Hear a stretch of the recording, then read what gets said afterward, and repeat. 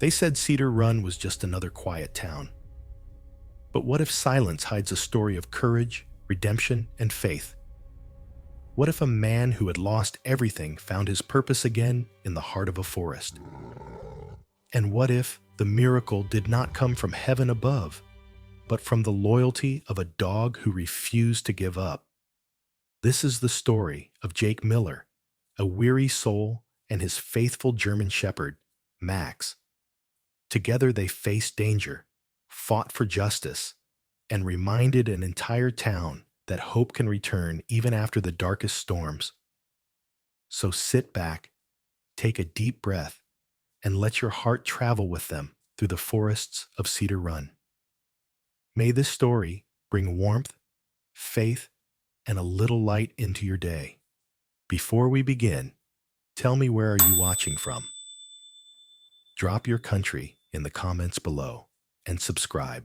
The heat of late summer sat over the town like a slow-moving blanket, heavy but familiar.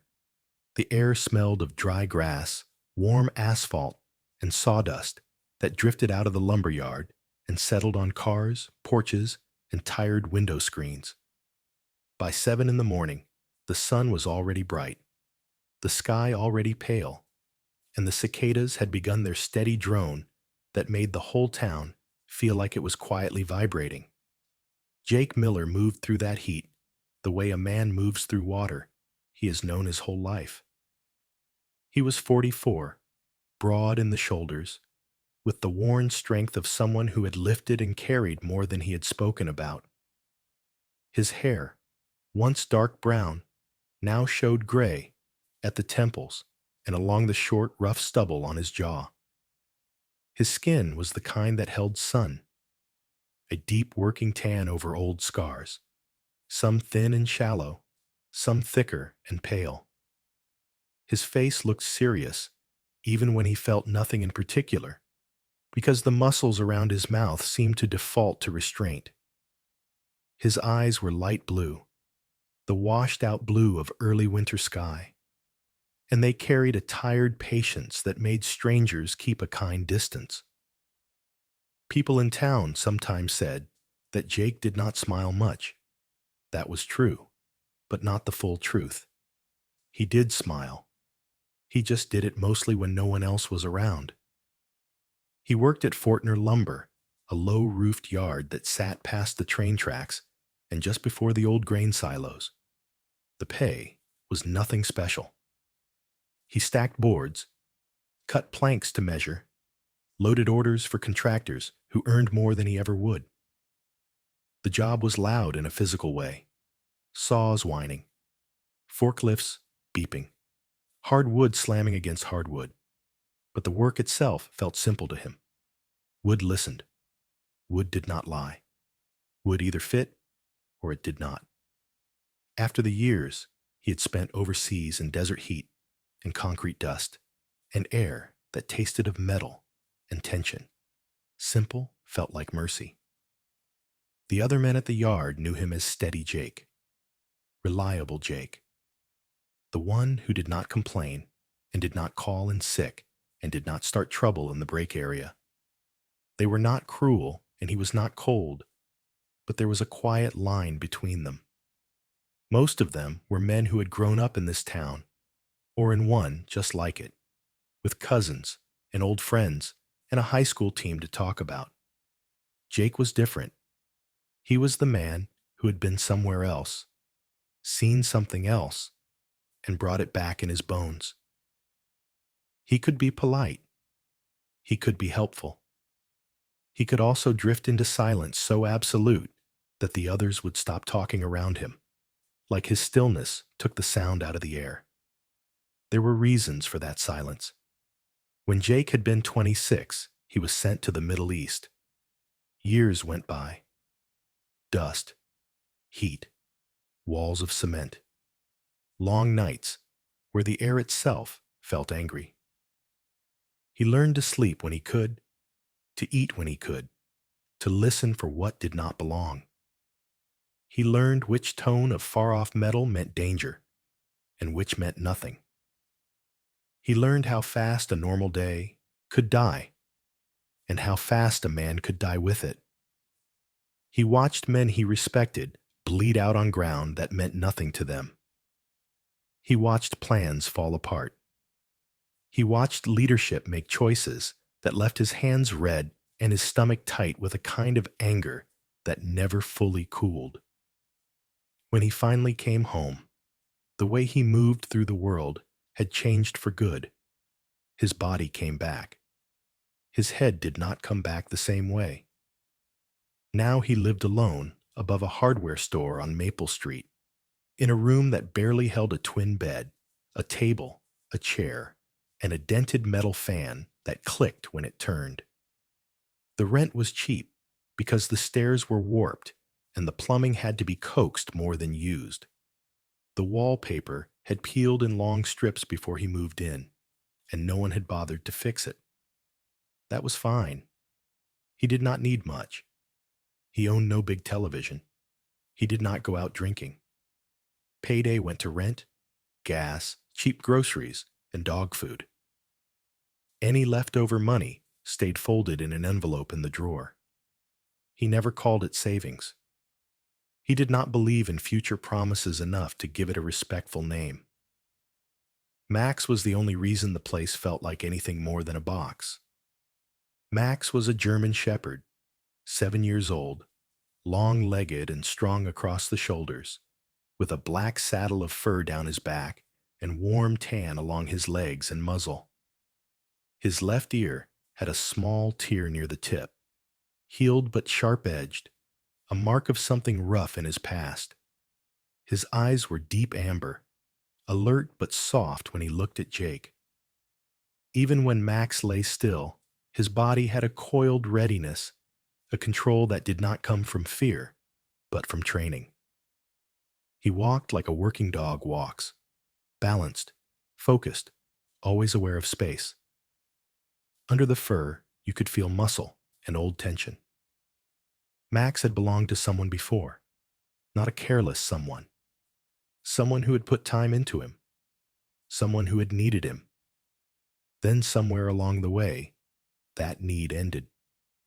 Jake first met Max 3 years earlier at a rescue place outside town. The kind of building that looked like it had been a farm once, and then became a last chance for animals no one else wanted. The woman at the desk had been kind in a tired way. She was thin, with pale hands and kind brown eyes, and she had spoken in a voice that tried not to sound like begging. She said Max had been used in private security for a scrapyard operation and had gotten hurt on a fence chasing off intruders. She said the owner no longer wished to keep a dog that limped. Jake had looked at the dog through the kennel bars and seen something he could not walk away from. A living thing that still held discipline, duty, and silent loyalty, but now had no one to give it to. He knew that feeling like he knew his own heartbeat. Life after that settled into a pattern that almost felt like grace. Jake woke before dawn, even on days off, because his body did not remember how to sleep late without punishment. He cooked plain eggs in a cheap pan, made bitter black coffee, and always saved the last bite of toast for Max. Max waited without whining, calm, patient, eyes bright, tail tapping once against the floor when he was given permission to take it. Then Jake drove to the lumber yard. Max watched from the upstairs window, head and ears visible through the old glass like a sentry on watch. Weekdays were for work. Weekends were for breathing. On Saturdays and Sundays, after the sun had climbed, but before the air turned sharp with noon heat, Jake would load Max into his pickup.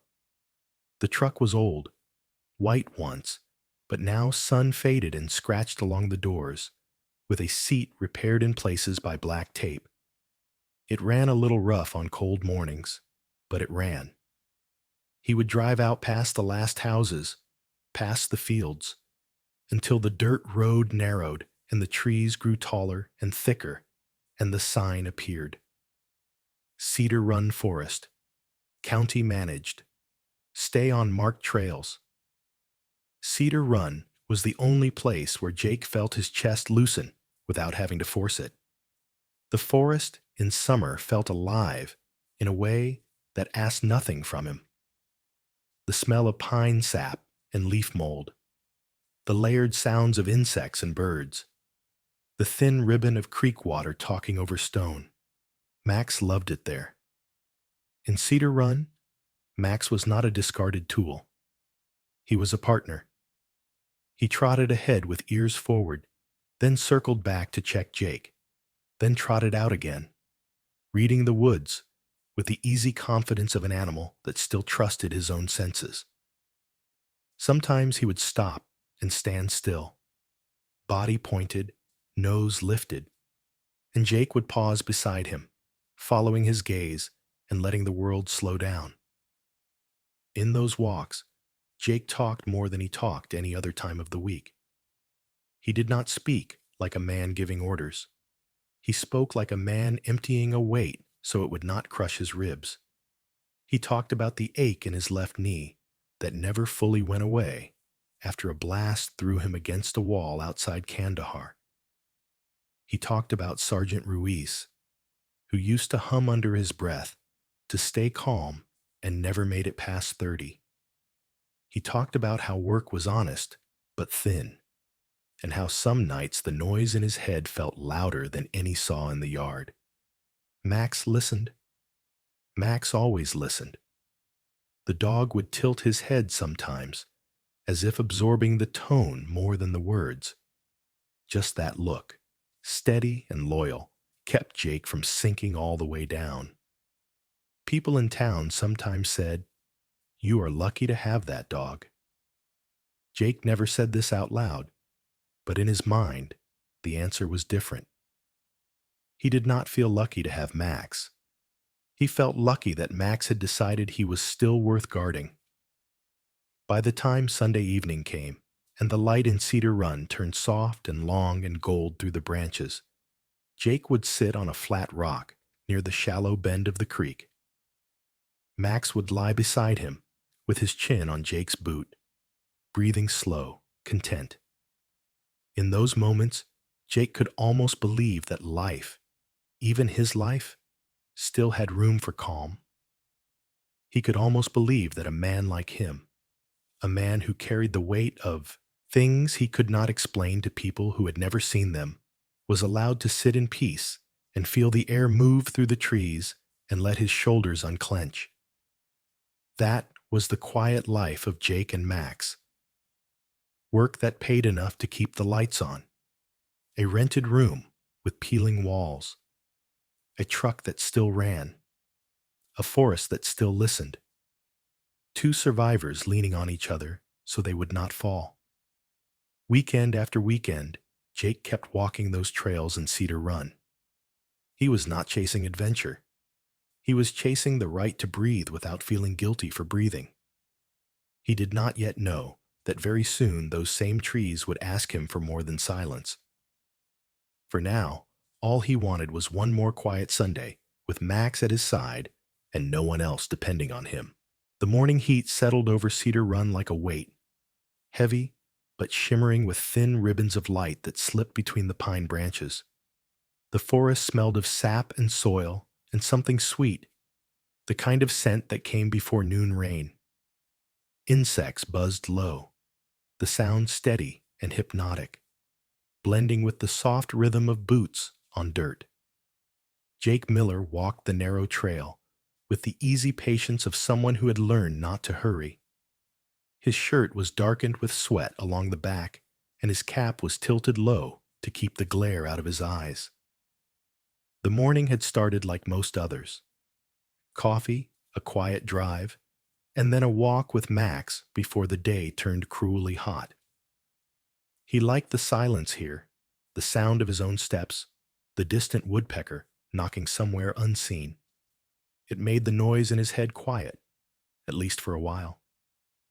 Max trotted ahead, nose low, tail relaxed, the picture of calm focus. The German shepherd's coat caught the light as he moved, gold and black flashing in rhythm. His ears twitched constantly, reading the forest like a language only he understood. He was 7 now, but he still carried himself with the alert poise of a trained working dog. Jake often wondered what orders Max used to follow, what voices he had learned to obey before his own.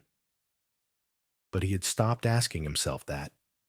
Some pasts were better left behind. Jake's thoughts drifted as he walked, floating somewhere between memory and routine. He thought about the mill, about the long hours, and the smell of sawdust that clung to his clothes no matter how many times he washed them. He thought about the way his co-workers laughed at jokes he never quite caught. He thought about how peace felt thin, as if the wrong noise could rip it apart.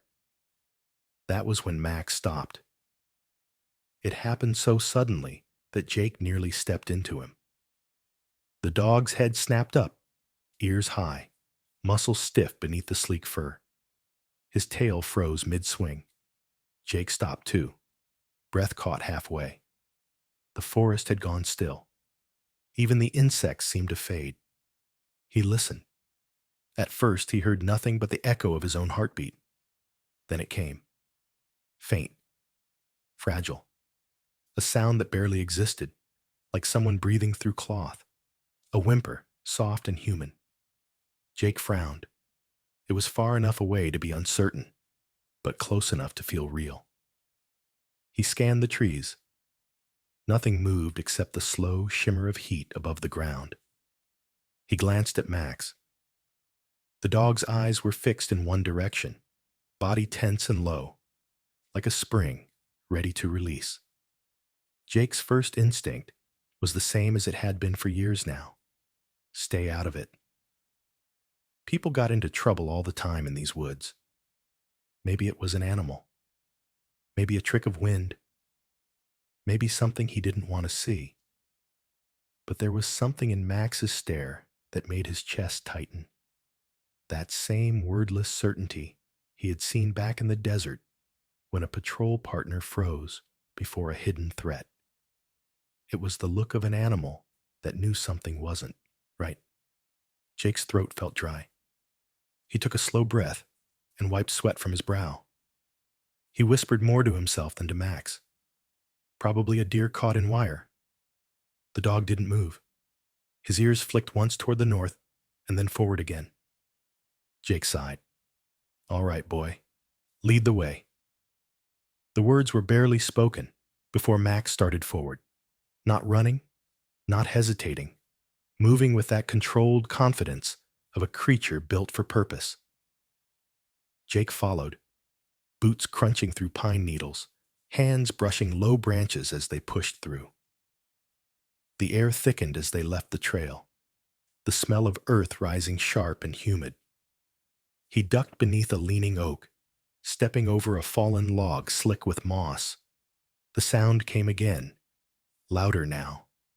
A muffled cry, weak but unmistakably human. His chest tightened. They emerged into a small clearing where the light broke through in thin yellow stripes. The ground dipped slightly ahead, leading toward a patch of dense ferns. Max stopped at the edge, muscles trembling with focus. His nose twitched, and a low growl rumbled in his throat.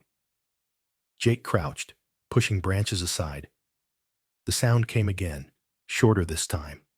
Not fear, pain.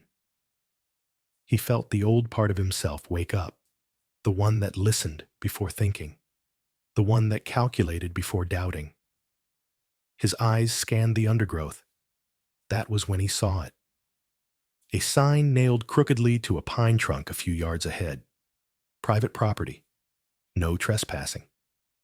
The wood was old and the paint faded, but the warning was clear enough. Jake exhaled slowly. Of course. The cry had come from beyond that line. He looked down at Max, who was now sitting but still tense, staring past the sign.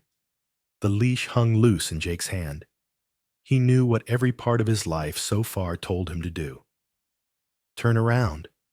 walk back to the truck, call someone if he wanted, pretend he hadn't heard a thing. The law was simple out here. Private meant stay away. But there was something about the sound that wouldn't leave his head. It had not been just a cry. There had been exhaustion in it. The sound of someone who had run out of strength before running out of fear. Jake ran a hand over his face. He had spent years learning to avoid other people's messes. He had failed enough times trying to save someone who didn't want saving. Still, when Max turned his head and met his eyes, Jake felt the decision forming before he said it. Let's take a look. They crossed the line. The air beyond the sign felt different, heavier somehow. The forest grew denser, the ground uneven.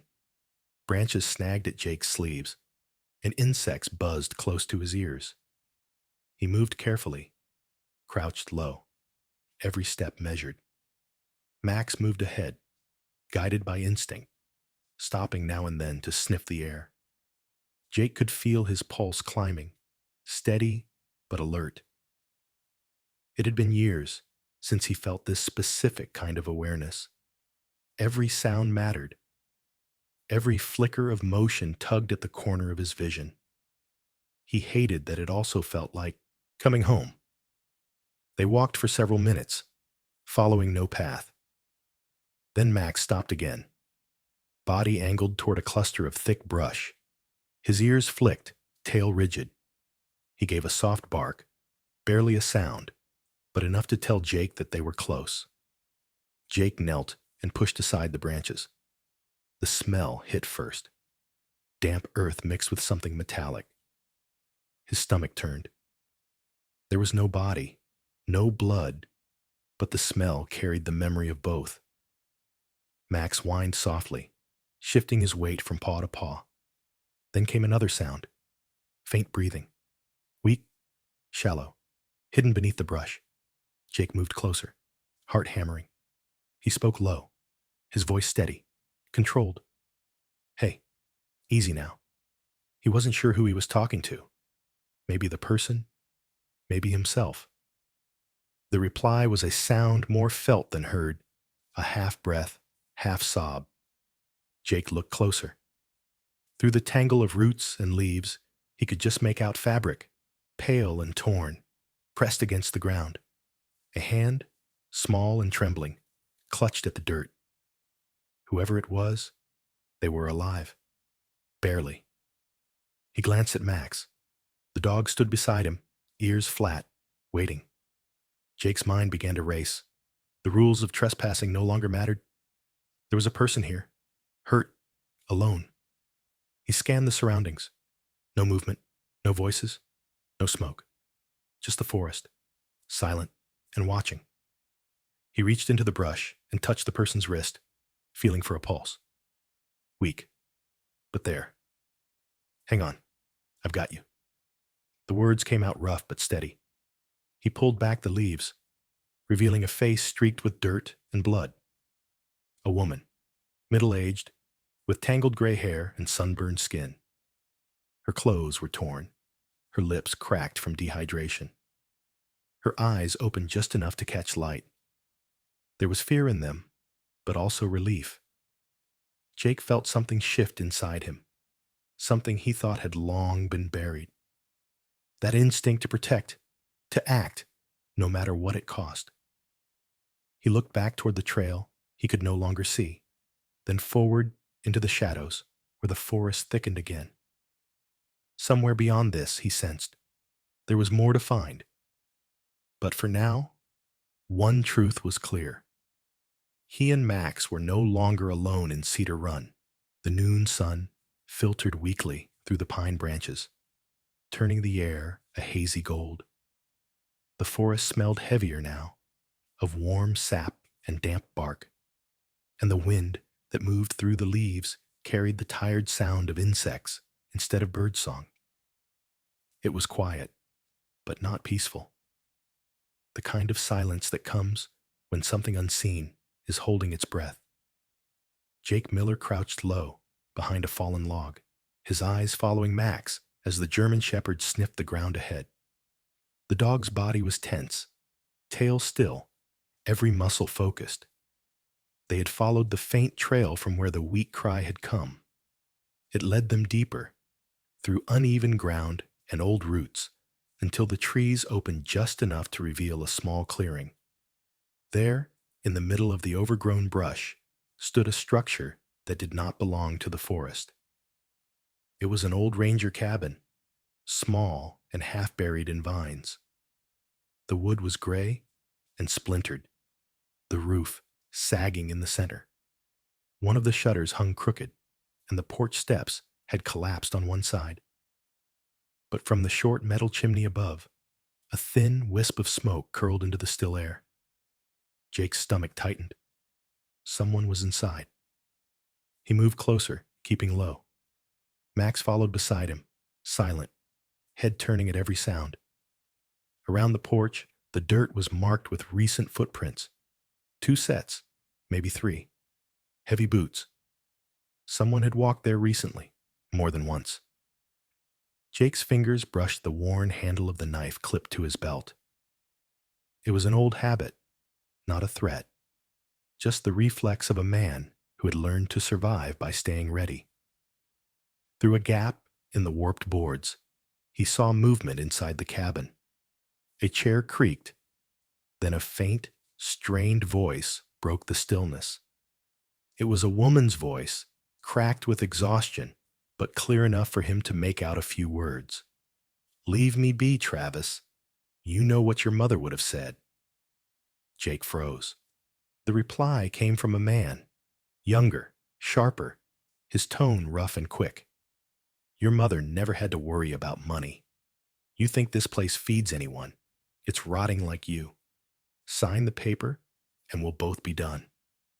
Jake inched closer until he could see through the gap between the planks.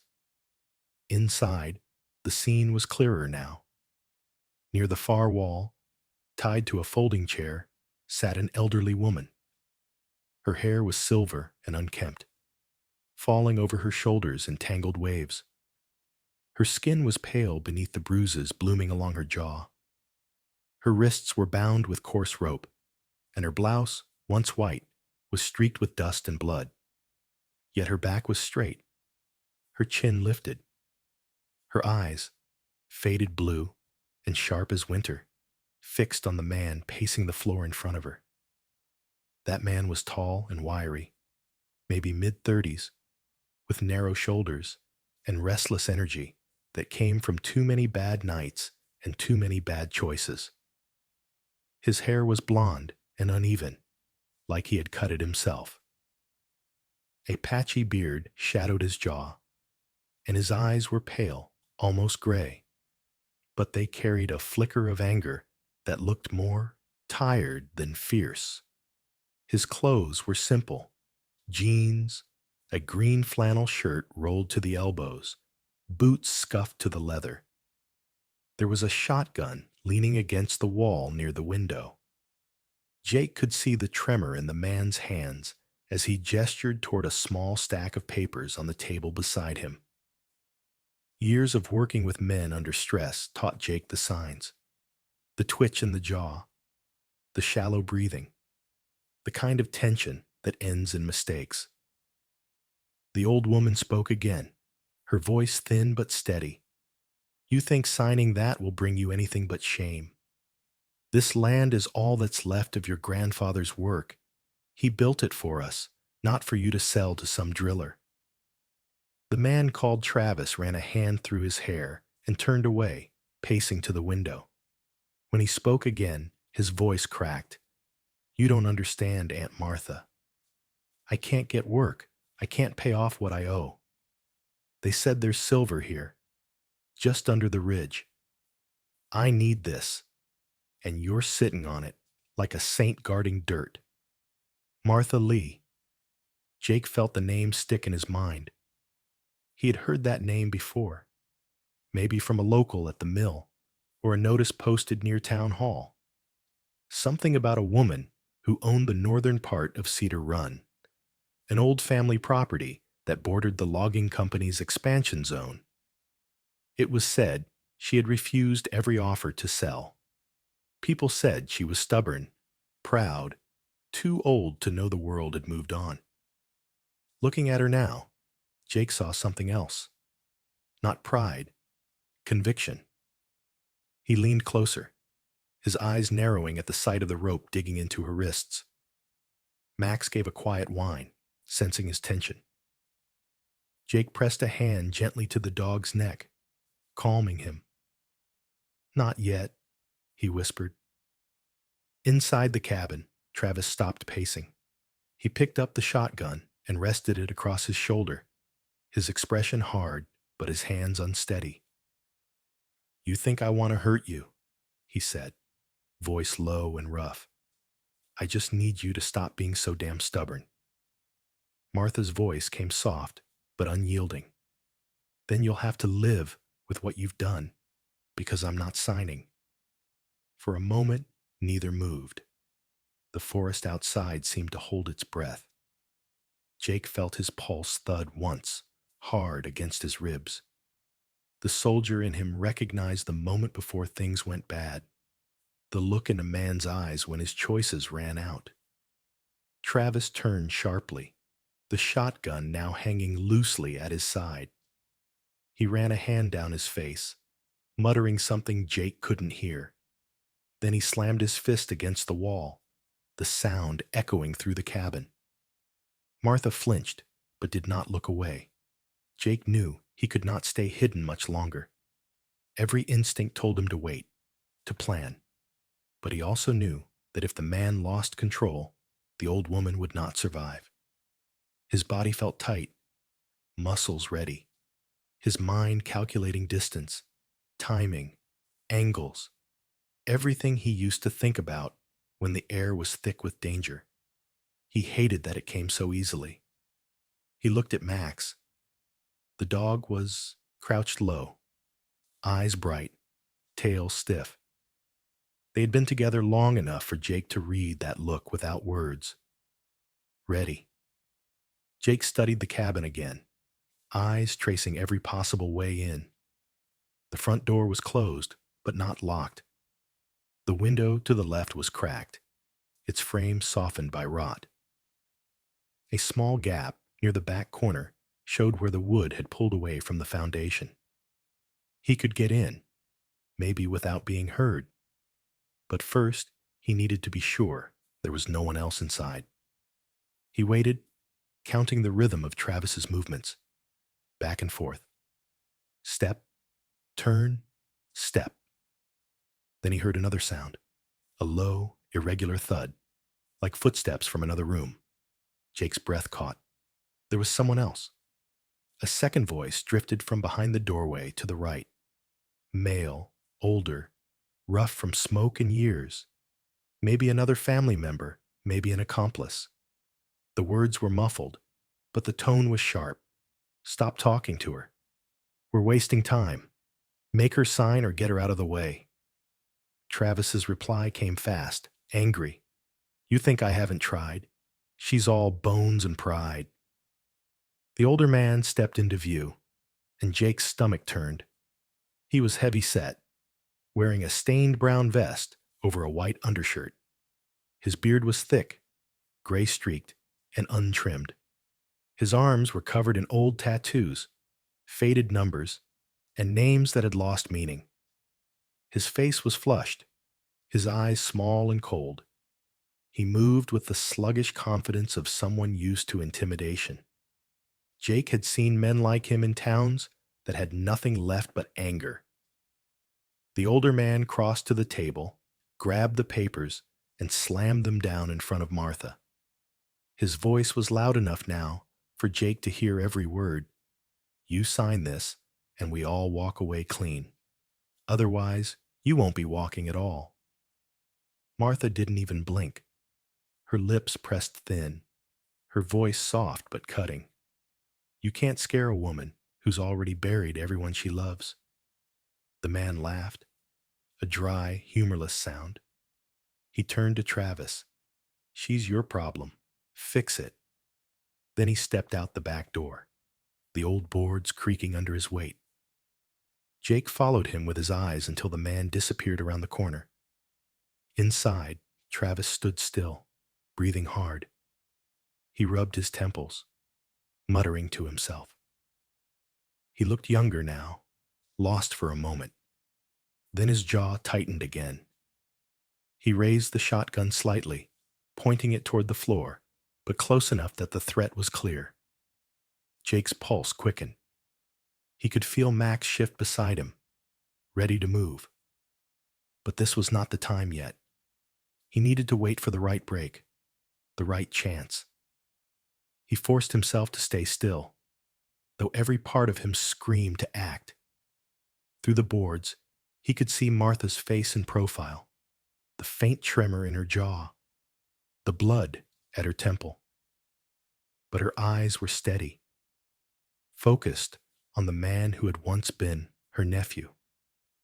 In that look, Jake saw a strength that reminded him of something he had forgotten, something like faith. He whispered to himself, almost without realizing, "Hold on, lady. We're not done yet." The late afternoon heat pressed against the trees of Cedar Run, and the shadows stretched long and uneven across the clearing. The light had turned amber that hour when day hesitated before slipping into dusk. The forest felt still, every sound wrapped in tension, waiting for a single wrong move to break it. Jake Miller crouched behind the cabin, his back pressed against the rough wood, breathing through his nose to steady himself. Sweat ran down his neck, soaking the collar of his faded shirt. Through the cracks between the warped boards, he could still see the old woman, Martha Lee, tied to the chair inside. Her chin was lifted despite the bruises darkening her face. He had seen that expression before in soldiers who refused to surrender even when there was no chance left. He shifted his gaze toward the front porch, where the younger man, Travis, sat on the step, the shotgun across his lap. Travis's face was pale and drawn, his blonde hair clinging to his temples with sweat. Every few seconds, his knee bounced, a nervous rhythm that betrayed his exhaustion. He was waiting for someone, maybe the older man who had stepped out earlier. Jake's hands moved automatically, checking the pocket knife clipped to his belt. The blade was small but sharp, worn from years of use at the lumber mill. It was not a weapon made for rescue, but it was what he had. He looked at Max beside him. The German Shepherd was silent, his amber eyes locked on Jake's face, ears pricked forward, body coiled and ready. The dog's breathing was slow, deliberate. Jake whispered in a low tone that barely disturbed the air, "Easy, boy. Not yet." Max tilted his head slightly, then lowered himself into the grass, chest against the ground. The old training in him showed, the kind that never really left a working dog. Jake could almost imagine the life Max had before, the strict commands, the drills, the calm under chaos. That calm was what Jake needed now. He thought about calling the sheriff's office, but the thought passed as quickly as it came. The signal out here was weak, and even if he reached them, by the time anyone arrived, Martha would already be dead. The older man had sounded ruthless. He would not wait for help to come. Jake had been out of the military for almost 10 years, but some things never faded. He could still feel his heart slowing under pressure, his breathing narrowing into control. He thought about what he had to do. Move quiet. Use distraction. Rely on timing. The back of the cabin was half collapsed, the window frame warped and soft from rot. He ran his fingers along the edge, feeling the brittle wood crumble beneath his touch. That would be his entry point. But first, he needed Travis away from the porch. He reached into his pocket and found a small stone, cool against his palm. With a flick of his wrist, he sent it arcing through the air toward the far side of the clearing. It hit a tree trunk with a sharp crack and bounced into the undergrowth. Travis lifted his head, startled, his hand tightening on the shotgun. He stood, glancing toward the sound, muttering something Jake could not hear. He walked down the steps, shoulders tense, peering into the trees. Jake's chance opened. He nodded once to Max. The dog stayed still, eyes following every move. Jake moved to the window, prying at the softened frame until it gave with a muffled creak. He paused, listening. Travis was still outside, footsteps crunching faintly in the leaves. Jake pulled himself through the gap, landing softly inside. The air in the cabin was thick with the smell of dust and sweat and smoke. The light from the single window cast long stripes across the floorboards. Martha Lee turned her head slightly at the sound, her eyes widening in a mixture of surprise and recognition. Jake crouched beside her, his voice low. "I am here to get you out. Stay quiet." Her voice came out as a whisper, rough from dryness. "You should not be here. They will kill you if they find you." Jake's hands moved to the rope around her wrists. He slid the knife under the rough fiber and began to cut. The rope gave with a faint snap. He worked fast, slicing through the bindings at her ankles. She winced as the blood returned to her hands. Her skin was cold, marked with deep indentations. When he looked up, her gaze was steady on him. There was fear, yes, but also something like defiance. "You are not from around here, are you?" she said softly. Jake shook his head once. "Does not matter. We are leaving." Outside, the floorboards of the porch creaked again. Travis had returned. Jake froze, knife still in his hand. He could hear the younger man muttering, the click of the shotgun being reset. Martha leaned closer, her breath trembling. "They will not let me go. Not after I refused. They think there is silver under this land, my family's land. They will bury me here before they give it up." Jake's jaw tightened. He whispered back, "Not today." He stood, scanning the room quickly. The back door was half broken, leading into the forest. If they could reach that line of trees, they had a chance. But Max was still outside, waiting. He needed to coordinate this perfectly. He moved to the corner window and gave a short, sharp whistle, low enough that only the dog would recognize it. Outside, through the tall grass, Max's head lifted instantly. The dog moved into position near the side porch, silent as shadow.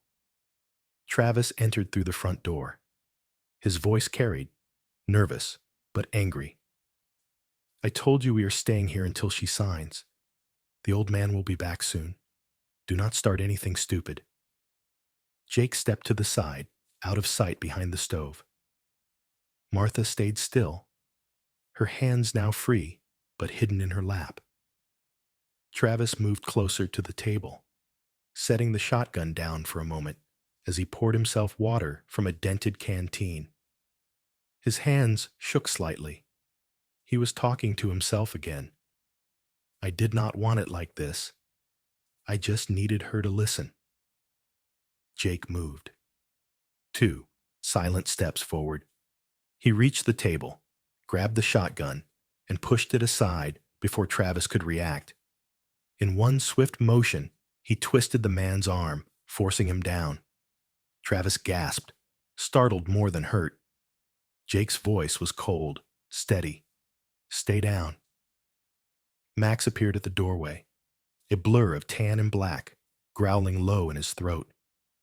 The sound froze Travis where he knelt. Martha rose slowly from the chair, her knees shaking but her back straight. Her voice was calm, almost detached. "You should have listened, Travis. This was never yours to take." Travis looked up at her, his expression breaking between guilt and fear. His voice cracked. I just wanted out. Jake kept his grip firm, but not cruel. He could see it now, the desperation, the hollow hunger that came from too many years of failure. It did not excuse what he had done, but it explained the madness. He looked at Martha. We need to move before the other one comes back. She nodded, her voice barely a whisper. Out the back, through the creek. Jake grabbed the shotgun, emptied the shells, and tossed it aside. He turned to Max. Guard the door. The dog moved instantly, standing at the threshold, eyes locked on the forest. Jake helped Martha toward the rear of the cabin, his arm steady around her shoulders. Her body was frail, her weight almost nothing. He could feel the tremor in her hands, the effort it took for her to keep moving. When they reached the back door, he stopped, listening. The forest was quiet again, but the quiet now felt fragile, as if it could shatter any second. He looked back once more at Travis, who was still kneeling on the floor, head bowed, breathing hard. Jake's voice came low, more weary than angry. Stay here and pray she forgives you. Then he led Martha out into the forest, Max close behind. The shadows swallowed them as the last light of the day faded through the trees. The morning light broke through the trees of Cedar Run like shards of glass. The air was heavy, still wet with dew, and smelled of pine and soil. Far above, crows circled lazily, their wings cutting across the pale sky. The forest, which had felt watchful the day before, now seemed alive with urgency. Jake Miller held Martha Lee's arm as they stumbled down the slope behind the cabin. The woman's breathing came in shallow bursts, her frail body trembling from exhaustion. Her silver hair clung to her face, and each step seemed to cost her more than the last. Jake's shirt was torn at the sleeve, his hands scraped from breaking her fall once already. He kept his voice low and steady. Keep moving, Martha. The creek is close. Behind them, the sound came. Men shouting, angry and sharp. The crunch of boots on dry pine needles, the metallic click of a weapon being raised. Jake's instincts fired like muscle memory. He turned his head just enough to see Travis emerge from behind the cabin, his face pale and twisted with fury. The shotgun was back in his hands, his movements frantic but dangerous. Max growled, the sound deep and guttural. The German shepherd stood between Jake and the cabin, body low, tail stiff, every muscle alive with purpose. His coat was streaked with dust, his amber eyes locked on the approaching threat. Jake's mind ran through options fast. The creek ahead might offer cover, but the slope between here and there was slick with moss. He had one arm supporting an exhausted woman, no firearm, and only the knife tucked into his belt. Then the gunshots split the forest. The sound was sharp and final, echoing between the trunks. Bark exploded from a nearby tree, scattering fragments across the ground. Martha flinched, covering her head. Jake grabbed her shoulder and pulled her toward the ravine. Run, he said, his voice firm but calm. Move now. Max darted forward, faster than Jake could stop him. The dog's paws hit the earth in heavy rhythm, muscles coiled like springs. He charged straight toward the cabin, toward Travis. Travis lifted the shotgun again, his hands shaking. He shouted something Jake could not make out, but it did not matter. Max lunged, closing the distance in seconds. The dog's jaws clamped on Travis's wrist, the gun jerking upward as the shot went wild into the air. Travis screamed, the weapon clattering to the ground. Jake did not stop to watch. He turned, half dragging Martha down the slope. The ground fell away steeply, and the soil crumbled under his boots. He heard another shout from above, another man's voice, lower, rougher, older. The second captor had returned. Jake's breath came in bursts. He knew this feeling. His body remembered before his mind could name it. The rush of danger, the pounding blood, the seconds stretched thin like wire. This was not a battlefield, but it demanded the same focus. Martha stumbled, her foot slipping on a root slick with moss. Jake caught her with one arm, pulling her upright. Her face was pale, streaked with dirt, but her eyes burned with something fierce. "I can still walk," she whispered. "Do not stop for me." Jake shook his head once, jaw set. Not happening. He guided her toward the stream below, each step slower as the ground grew muddy. Max appeared again through the trees, his chest heaving, a streak of blood, Travis's, not his own, on his fur. The dog's ears were pinned back, his gaze darting behind them. The chase was not over. From above, 2 more gunshots tore through the silence. One bullet hit the dirt near Jake's boots. Another struck the trunk beside Martha, sending splinters flying. Jake dropped to one knee, pulling her down with him. "Stay low," he said, his voice steady, even as adrenaline surged through him. Max stood ahead of them, watching the ridge. His body trembled, not with fear, but with tension, ready to move again. The air smelled of gunpowder now, sharp and unnatural against the forest's damp breath. Jake looked around for anything that could help. A fallen log lay half buried in mud, big enough to use as temporary cover. He guided Martha behind it, then crouched low, scanning for movement. Through the trees, the older man appeared. He was broad and thick-bodied, his face shadowed by a stained cap. His beard was gray, wild, his arms bare and marked with faded tattoos. He moved with the slow confidence of someone used to violence, a heavy pistol in his hand. His eyes searched the slope below, calm but cruel. Jake pressed himself closer to the ground. He had been seen by men like this before, back in the days when every sound meant survival. He whispered to Max, voice low and measured, "Stay with her. Wait for my call." The dog's ears twitched. Jake moved sideways, keeping low, circling through the ferns until he reached a cluster of fallen branches. From there, he had a clearer view of the pursuer. The man raised his pistol, aiming down the slope toward the log where Martha hid. Jake tensed, ready to move, but Max was faster. The German shepherd burst from cover, teeth bared, fur bristling. He sprinted uphill, a streak of motion. The man turned, startled, and fired once. The shot missed wide, echoing across the valley. Jake rose, running toward them. He could hear his own heartbeat pounding in his ears. Max closed the distance, leaping at the man's arm. The impact knocked them both off balance. The pistol flew from the man's hand, sliding into the dirt. The man swung a fist, catching Max in the shoulder, but the dog did not let go. His jaws clamped tighter. Jake reached them, grabbed the pistol from the ground, and pointed it downward, breath harsh. Enough. The man froze, panting. His eyes darted between Jake and the dog still locked on his arm. Blood dripped into the dirt. Jake's voice came low, calm but edged with steel. "You pull that trigger again and you will not get up." The man's shoulders sagged, the fight draining out of him.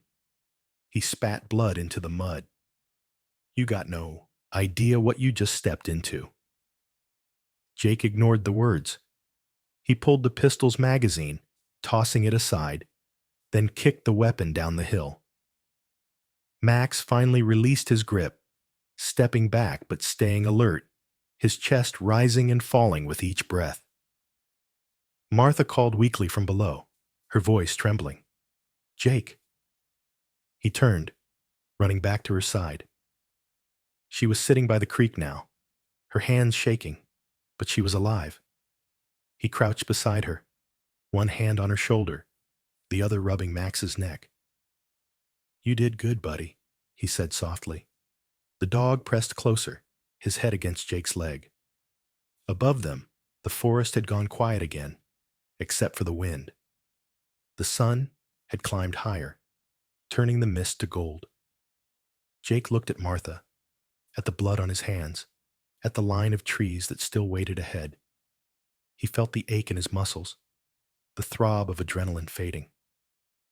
This was not war, but it had the same cost. He knew they were not safe yet, but for now, they were breathing. And that was enough. The air in the forest was cooler that morning, washed clean by the night's thin rain.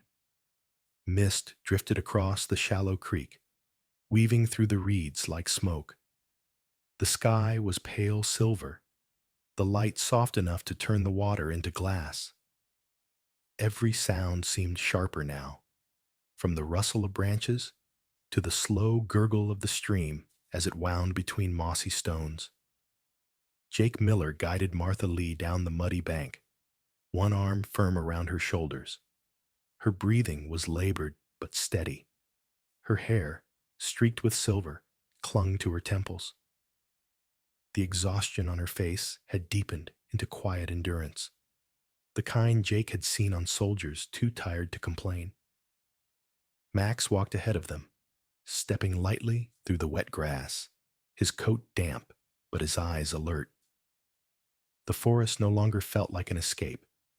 It felt like something closing in. Jake crouched by the creek, scanning both sides. The water was shallow, barely knee-deep, but the current was strong enough to sweep loose stones downstream. He turned his head slightly, listening. There was no shouting now, only the faint echo of crows in the distance. For a moment, he allowed himself to breathe. Maybe they had shaken them off. Then across the creek, a voice came, deep, steady, commanding. That is far enough. Jake froze. Max lifted his head, ears pricked forward, his muscles tightening. From behind a cluster of birch trees, a man stepped into view. He was tall and broad-shouldered, his presence filling the space without effort. His tan uniform was mud-stained at the knees, but the badge on his chest caught the light. His face was lined, weathered by years of work and long patrols. Gray streaked his dark hair, cut short above a square jaw. His eyes were sharp but calm, the kind that measured before they judged. Jake straightened, keeping his voice even. "We are not here to cause trouble." The man's tone softened, though his hand stayed near the holster on his belt. "Name's Collins, sheriff of Cedar Run County. Been tracking something strange out here. You two fit that picture." Martha looked up, her eyes wide but steady. "Sheriff, it is me. Martha Lee." Collins's posture shifted in an instant. He stepped closer, disbelief crossing his face. "Mrs. Lee, people have been searching for you for days. The station thought it might be another missing persons case gone cold," Jake said quietly. "She was being held in that old cabin beyond the ridge. They were forcing her to sign away her land." The sheriff's expression darkened, anger flaring behind his calm exterior. His voice was low but firm. "Who did this?" "Travis Hale and another man, older, built like a boulder." "We barely made it out," Jake replied. Collins nodded once, decisive. He turned his head toward the woods, radio already in his hand. "This is Collins at Cedar Run Creek. I have the missing person and a witness. Send units north through the old logging road." He paused, then looked back at Jake. "You did right getting her out. But you should have called it in sooner." Jake's voice was steady. "No time for that." The sheriff studied him for a moment. His gaze lingered on Jake's worn boots, his frayed shirt, and the way his hand still hovered near the knife on his belt. "You are ex-service," he said finally. Jake gave a small nod. "Army. Long time ago." Collins let out a slow breath. His tone eased. "Then you already know what it means when I say we hold here till backup arrives." He motioned toward the edge of the creek where the ground rose slightly. They moved together, helping Martha sit behind a fallen tree trunk that offered a bit of cover. Max sat beside her, watchful, his ears flicking at every distant sound. For a few moments, there was only quiet. The forest seemed to hold its breath. Collins checked his weapon, his movements practiced, deliberate. Jake crouched nearby, eyes scanning the tree line. The silence felt wrong, too perfect, like the pause before a storm. Then from far down the creek came the first crack of branches. Collins's head lifted. He moved closer to Jake, his voice low. "How many were there?" "Two," Jake said. "One might still be armed." The sound grew louder, closer.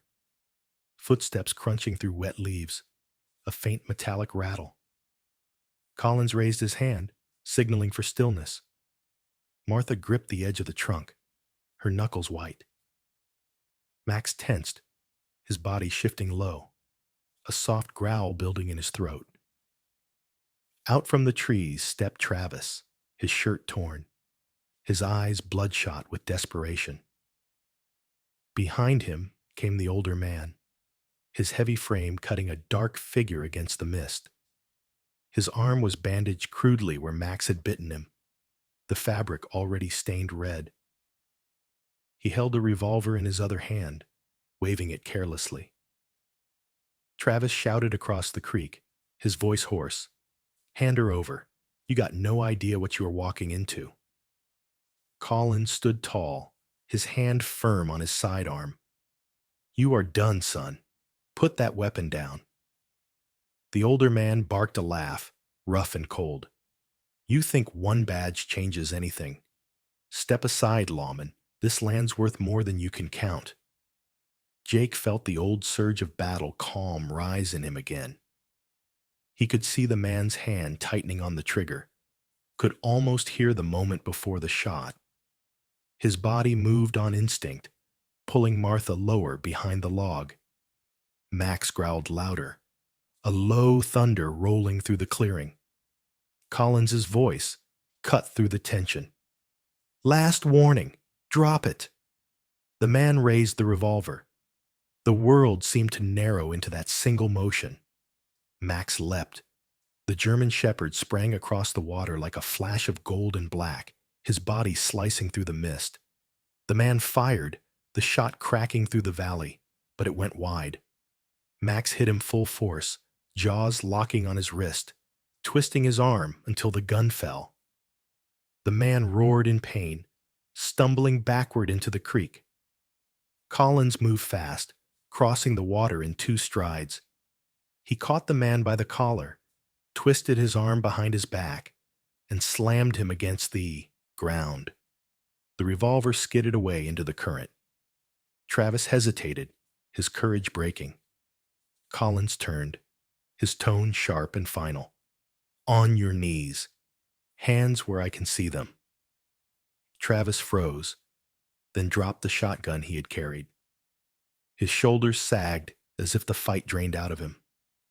Collins pulled a pair of handcuffs from his belt and snapped them shut with a sound that echoed over the water. Jake exhaled slowly, the air leaving him in a single long breath. Max stepped back, panting hard, his fur soaked and his eyes bright. Martha watched, her lips trembling, tears catching the morning light. Collins stood, radio in hand again. "This is Collins. Suspects in custody. Send medical and transport to Cedar Run Creek." From far off came the faint wail of sirens, winding through the trees. Jake looked toward the sound, then down at Max. The dog met his eyes, chest still rising and falling. Jake reached out, resting a hand on his neck. Good boy. For the first time that day, Jake let himself believe it was over. The danger had passed, at least for now. The mist began to lift, and through it came the first shimmer of sunlight breaking across the creek. The storm had passed during the night. Morning sunlight streamed through the hospital windows, painting the walls in pale gold. Outside, the air smelled of rain and fresh soil. Cars hissed along the wet streets, and a few leaves clung to the window pane like small green memories of the forest they had escaped. Jake Miller sat in the corner of the hospital room, his shoulders hunched forward, hands clasped loosely between his knees. The gray light made the lines on his face sharper, the scars near his temple more visible. He wore the same torn shirt from the day before, its edges stiff with dried mud. His boots were still wet, leaving faint marks on the white tile. Yet for the first time in years, he did not feel restless.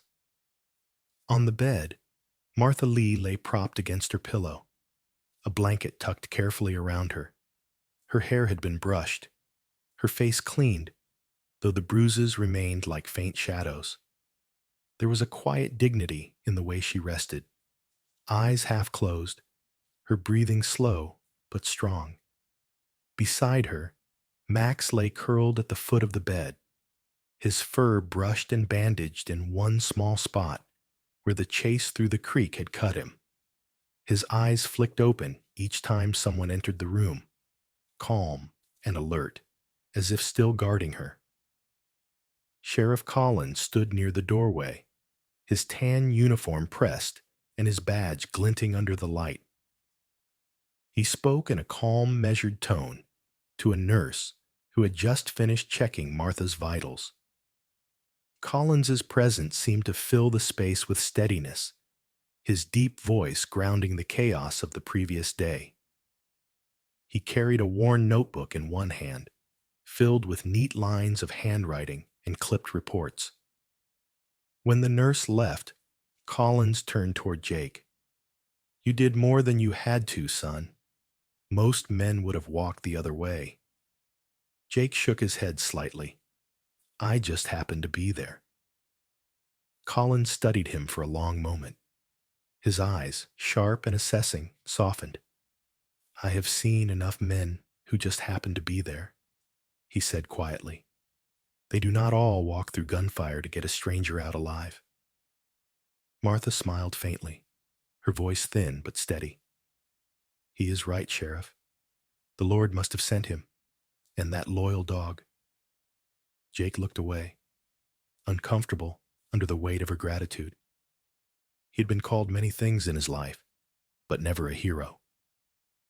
Somewhere inside, he still felt like the man who worked long hours at the mill, living in a rented room that smelled of sawdust and oil, barely enough to pay for food and Max's kibble. Hero was not a word he trusted. Collins stepped closer to the bed. "Mrs. Lee, I have spoken to the district attorney. The charges will include kidnapping, unlawful confinement, and attempted extortion. Your nephew and his accomplice will not see daylight for a long time." Martha closed her eyes briefly, relief softening her face. She whispered, "My husband built that land from nothing. He cut every fence post with his own hands. I would rather have died there than see it stolen." Jake listened quietly. The weight in her words reminded him of something his father once said before he left for war. That land only mattered because of the lives built upon it.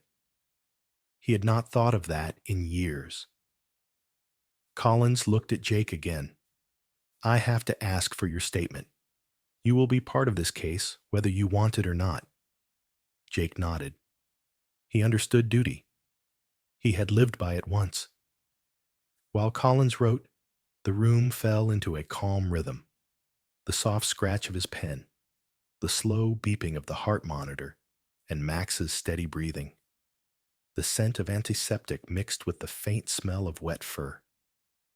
Jake found his thoughts drifting, He had spent years trying to fade into the background, keeping his head down, working, saving just enough to survive. But yesterday, when the forest came alive with danger, he had not hesitated. He had moved like the man he once was. Collins finished his notes and closed the notebook. He glanced at Max, who lifted his head slightly. "That is a fine dog you have." Jake smiled faintly. "Found him 2 years ago behind a shelter fence. Nobody wanted him. Said he was too old to train, too stubborn to listen." Collins's mouth curved in a knowing smile. "Sounds like someone else I know." Martha chuckled softly, her laughter dry but warm. She reached out a thin hand toward Jake. "Come here, son." Jake hesitated, then stepped closer to the bed. Her hand found his, cool and fragile. Her eyes met his, filled with a quiet conviction that made him look down. "You and that brave dog saved my life," she said. "I prayed for help that night, and you came. Do not tell me that is chance." Jake's throat tightened. He wanted to say something, but could not. The words stayed caught behind the lump in his chest. Collins cleared his throat softly, giving them a moment before speaking again. "You two deserve some rest. I will make sure no one disturbs you for a while." He turned to leave, then paused at the door. "You said you work at the lumber mill, right?" Jake nodded. Collins tilted his head slightly. "There is an opening at the Department for Maintenance and Field Support. Not glamorous, but steady pay and a roof that does not leak. You might consider it once this is over." Jake blinked, caught off guard. He had expected to fade back into the noise of ordinary life once the chaos ended. Yet here was someone offering him a place, not out of pity, but respect. He nodded slowly.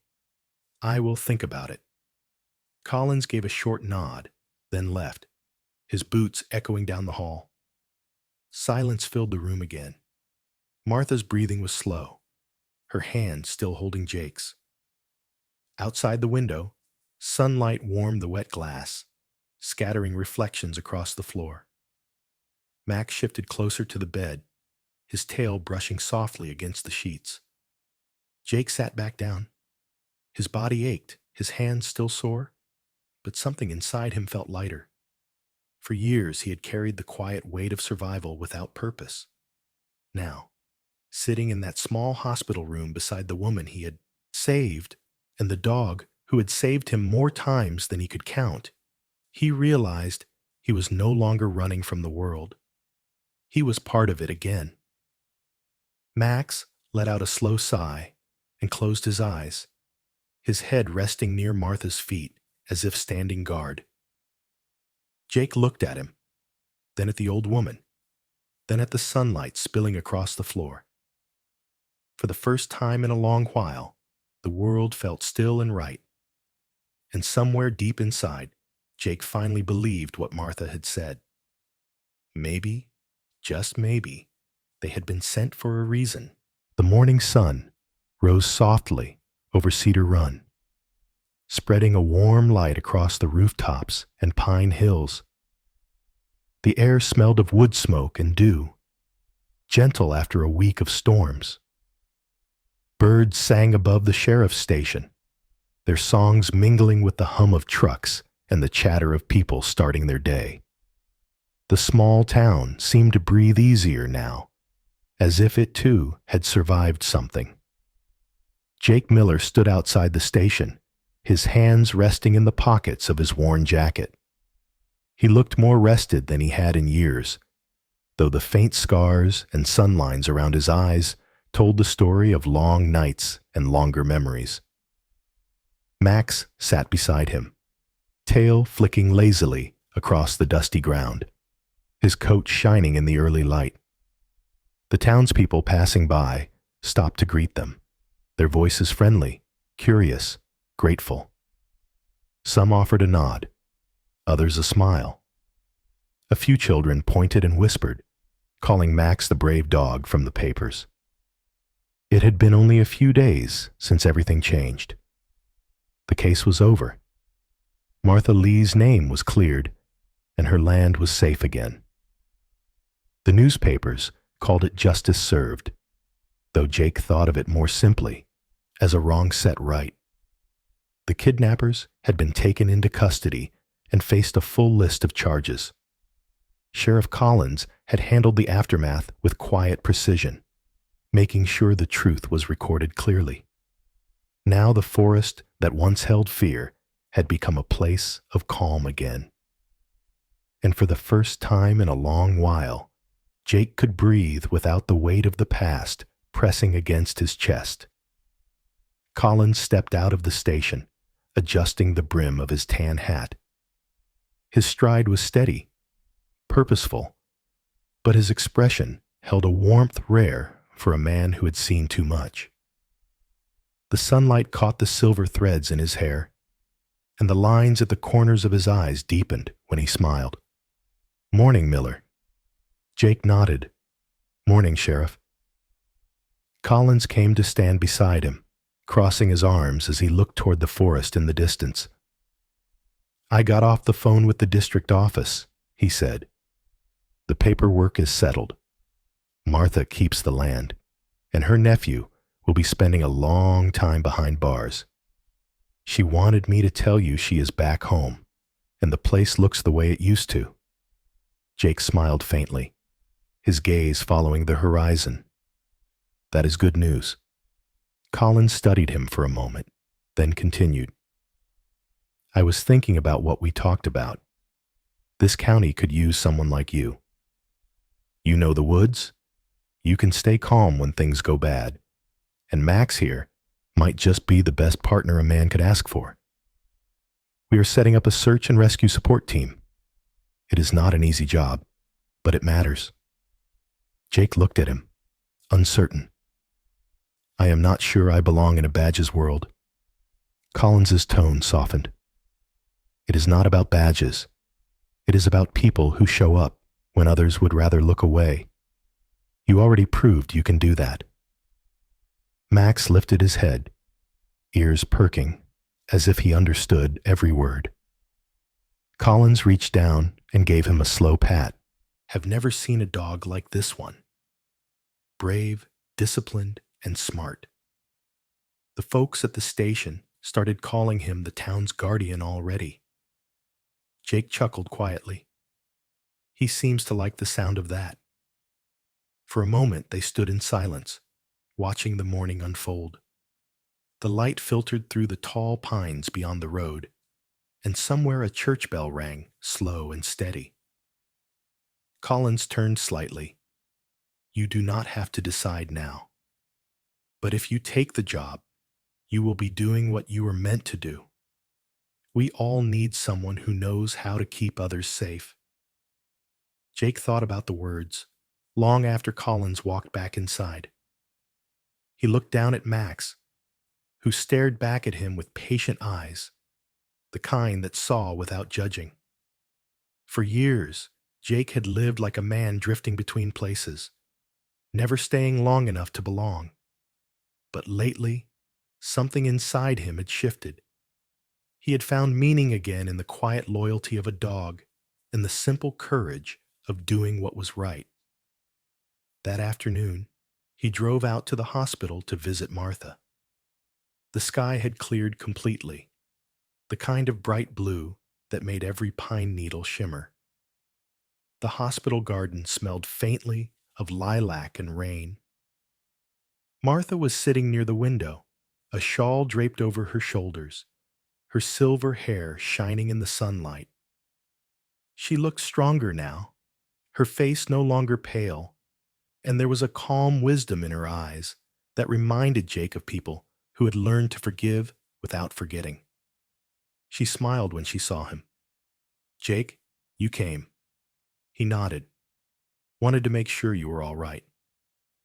"I am better than all right," she said softly. "The house feels alive again. I walk outside every morning and thank God for what he sent me." Jake felt the familiar tug of humility, the discomfort of praise. You do not need to thank me. Martha reached out her hand, thin and warm. Yes, I do. Some people pass through this world and never leave a mark. But you and that dog of yours reminded me that there is still goodness where I thought it was gone. Do not hide from that, son. He looked down, unable to answer. Outside the window, Max lay beneath a maple tree, his head on his paws, his eyes half closed in the sunlight. When Jake left the hospital later that day, the air carried the promise of something new. He stopped by the small diner across from the station. Inside, people greeted him by name now. The waitress, a young woman with freckles and chestnut hair tied in a loose braid, poured his coffee without asking. She smiled shyly. Heard you are staying in town, Mr. Miller. That is good news for all of us. Jake smiled back, unsure how to respond. He had never been used to belonging anywhere, but it felt right. By evening, he found himself back on the edge of Cedar Run Forest, the same trail where everything began. The sun dipped low, painting the world in gold and orange. Max trotted ahead, tail wagging, stopping now and then to look back as if to say the world was safe again.